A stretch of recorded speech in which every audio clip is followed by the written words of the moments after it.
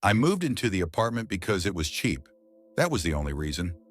I wasn't looking for comfort or charm or anything permanent. I just needed a place to stay for a while. Somewhere quiet, somewhere forgettable. The building was old. The kind of old where the hallways always smelled like dust and cleaning chemicals, no matter how often they were cleaned. Every sound echoed just a little too much. At the time, I didn't think anything of it. The apartment itself looked normal enough. A small bedroom, a narrow kitchen, thin walls, wooden floors that creaked if you walked too fast. The first few nights were uneventful. I heard pipes ticking, neighbors moving around, the building settling, all the usual noises you expect from a place like that. I slept fine. I felt alone. The first strange thing happened around 2 in the morning. I didn't wake up because of a loud noise. I woke up because the room felt wrong, too still, too quiet. Then I heard it. Scratching. It was faint, slow, almost careful, like fingernails dragging lightly across wood. The sound came from the wall beside my bed. I didn't move. I didn't breathe. I just listened. After a few seconds, it stopped, not slowly, instantly, as if whatever was making the sound knew I was awake. The next morning, I checked the wall. There were no marks, no cracks, no holes, nothing that suggested I hadn't imagined the whole thing. I told myself it was just the building. Old places make noise. That night, I went to sleep again. 2 nights later, the scratching came back. Same time, same wall. This time it lasted longer. I focused on it, trying to figure out where it was coming from. And again, the moment I really listened, it stopped. That's when the doubt started to creep in. Over the next week, it happened several more times. Always late at night, always from the same spot, never when I was fully awake, never long enough to record. I started sleeping with a light on, not because I was scared, at least that's what I told myself. After a while, it wasn't just the sounds. I started getting the feeling that the apartment wasn't empty when I walked into it. Nothing was out of place, no doors open, no lights on. But sometimes I would stop in the doorway and feel like I was interrupting something, like someone had just gone still. Then food began disappearing. At first it was small things, a slice of bread, a bit of cheese. I blamed myself. I assumed I was just tired, forgetful.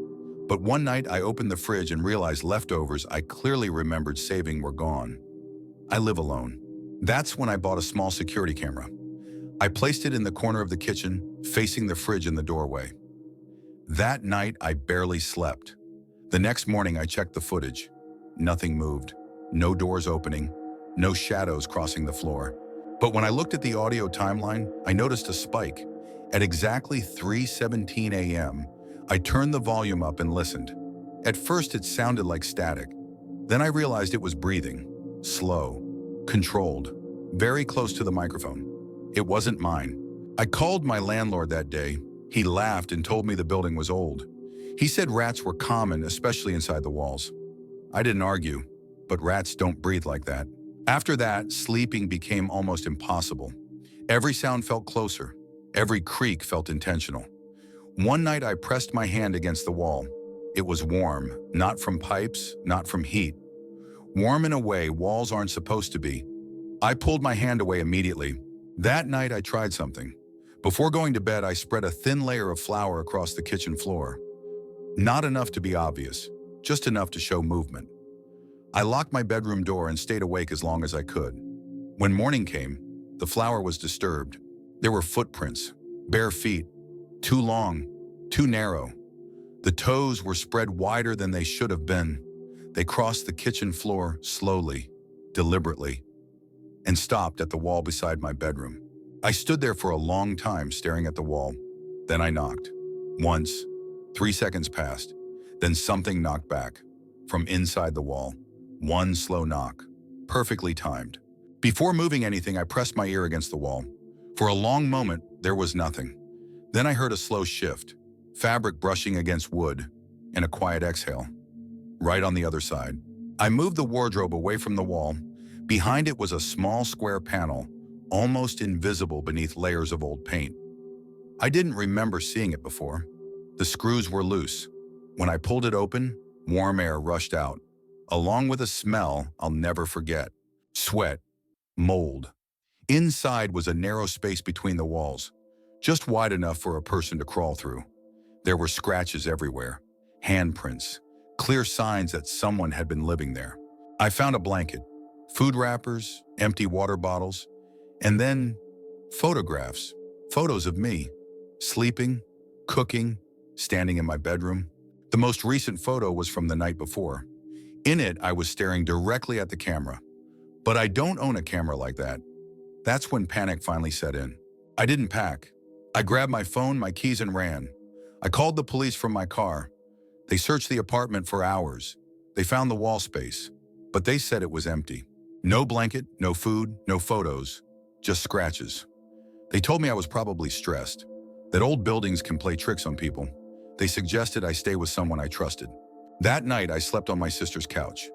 Around 3 in the morning, my phone buzzed, a message from an unknown number. "You forgot to close the wall." There was a photo attached. It was taken inside my apartment, from inside the wall, and in the reflection of the panel, I could see my sister sleeping behind me. I don't live there anymore, but sometimes late at night, I still hear scratching.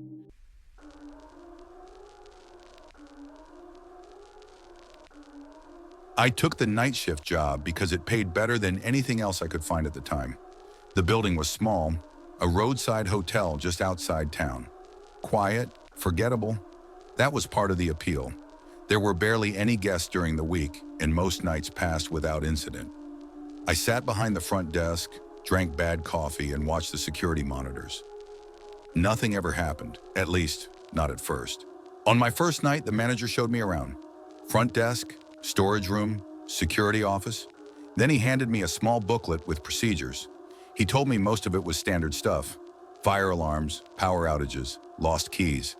Then he paused and skipped a page. I didn't question it at the time. People skip things when they talk. It didn't seem important. Before he left, he said one last thing. "If you hear someone at the front desk after midnight," he said, "make sure you check the camera before you respond." I laughed and asked why. He didn't. The first few nights were quiet. Too quiet. The hotel felt different after midnight. The air felt heavier. The lights seemed dimmer, even though they weren't. Sometimes I thought I saw movement on the cameras. But when I looked closer, there was nothing there. On the fourth night, it happened. At 12:42 a.m., I heard footsteps. Slow, careful. They stopped right in front of the desk. I looked up. No one was there. I assumed it was just my imagination. Then the bell rang. Once. I froze. Slowly, I turned toward the security monitor that showed the lobby. The camera feed was empty. The desk was empty. But the bell rang again. I remembered what the manager said. "Check the camera first." I leaned closer to the screen. That's when I noticed something. The lobby camera wasn't frozen. The timestamp was moving. But there was a blur where the person should have been, like the camera didn't know how to show them. I didn't answer the bell. After a few seconds, it stopped. The rest of the night passed without incident, but I couldn't shake the feeling that I'd done something right, without knowing why. The next night, the footsteps returned. Same time, same pace. This time, they didn't stop at the desk. They circled it, slowly. I watched the monitor the entire time. The blur moved, not like a shadow, not like a reflection, more like an absence, like something was blocking the image. The bell rang again, twice.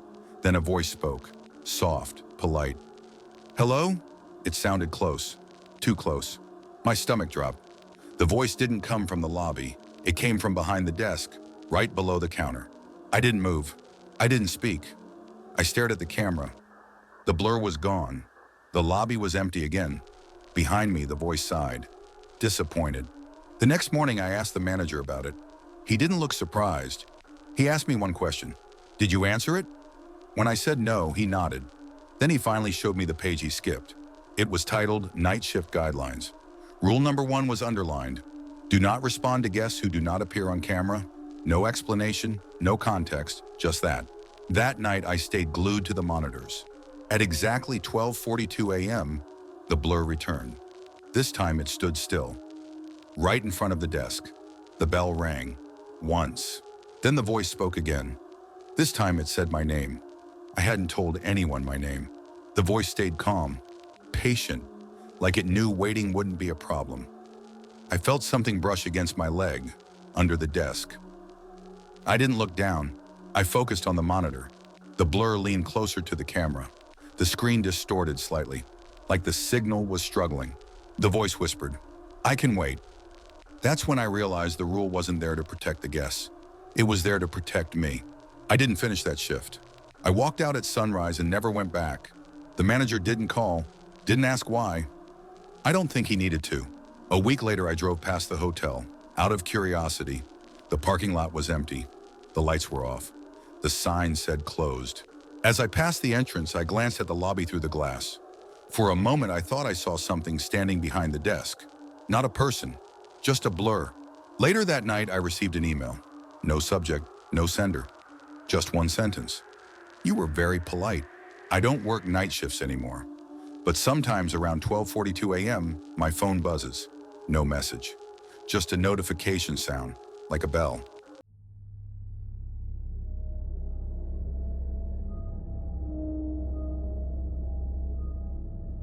I've lived in my house for almost 5 years, and during that time it became very familiar to me. Not in a sentimental way, but in a practical one. I knew where every switch was, every loose floorboard, every sound the house made at night. The basement was unfinished and rarely used. Concrete walls, exposed pipes, a single light bulb hanging from the ceiling. It wasn't a place I spent much time in, but I'd been down there enough to know exactly what it looked like. That's why, when I went down one evening to grab a box of old paperwork, I stopped halfway down the stairs. Something didn't feel right. At first, I couldn't explain why. Nothing jumped out at me immediately, but there was a subtle sense of unfamiliarity, like walking into a room you know well and realizing something has been moved. I stood there longer than I should have, staring into the basement, trying to figure out what had changed. That's when I noticed the door. It was on the far wall of the basement, in a spot that had always been empty. Plain wood, no paint, no decoration. Just a simple door set into the concrete. It didn't look damaged or old. It didn't look new either. It looked like it belonged there. And that was the problem. I tried to remember if it had always been part of the house, but no memory surfaced. The more I thought about it, the more certain I became that I would have remembered a door like that.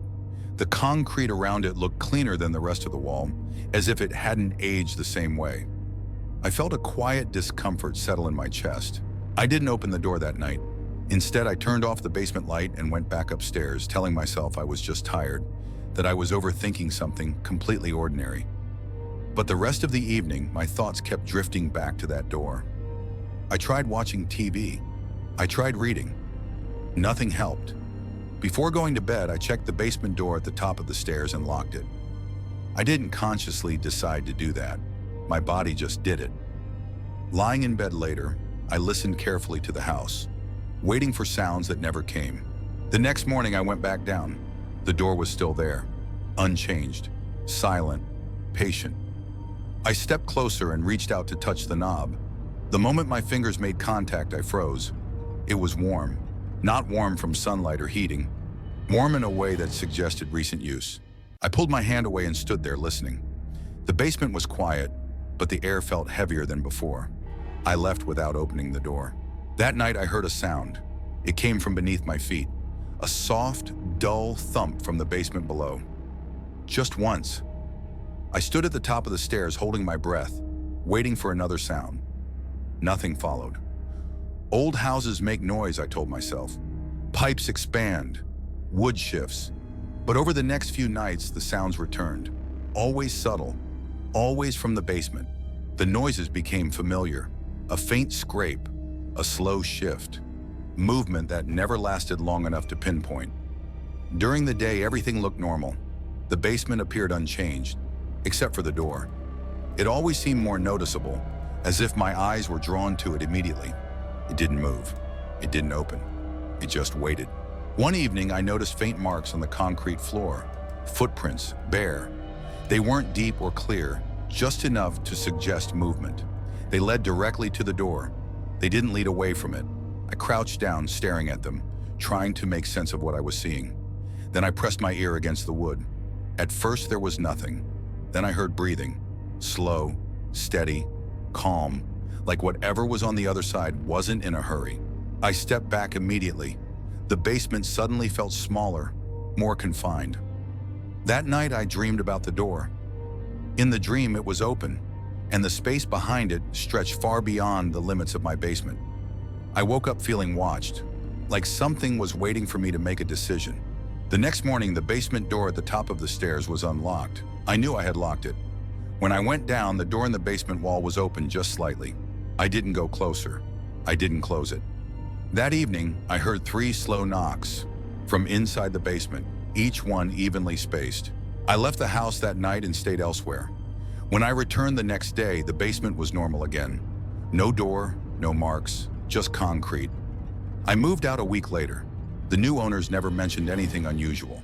But sometimes, when everything is quiet, I still think about that door. And I wonder if it's still there, waiting for someone else to notice it.